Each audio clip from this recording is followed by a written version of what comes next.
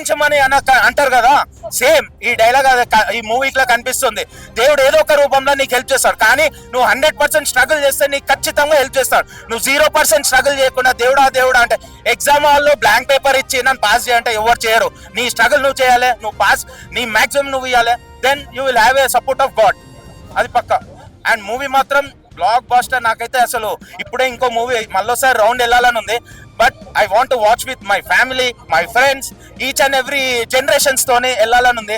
పిల్లలకి గిట్ట చూపియాలంటే ఈ మూవీ చూపిస్తే వాళ్ళకి టెంపుల్స్ అంటే ఏంటి, ఎస్పెషల్లీ హిందూ అంటే సనాతన ధర్మం is not related to Hinduism. Okay, చాలా మంది రాంగ్ నోషన్ ఉంది. ఇట్స్ ఎ డిసిప్లిన్ అంటే ఏం లేదు, మనని మనము క్రమశిక్షణ ఉండడం. ఓకే, మనం ఒకరికి తప్పు చేయడం అనేది మన లైఫ్ లో పెట్టుకోవద్దు. వీలైతే నువ్వు హెల్ప్ చేయి ఎవరికన్నా, కానీ తప్పు చేయడం అనేది లైఫ్ లో ఎప్పుడన్నా బాధపడతారు. అండ్ ఇంకా చెప్పాలంటే సనాతన ధర్మం is not related to any religion అన్నాం కదా, but it's very much close to Hinduism. ఇప్పుడు చెప్తున్నా, ఎందుకంటే హిందూయిజం కి చాలా క్లోజ్.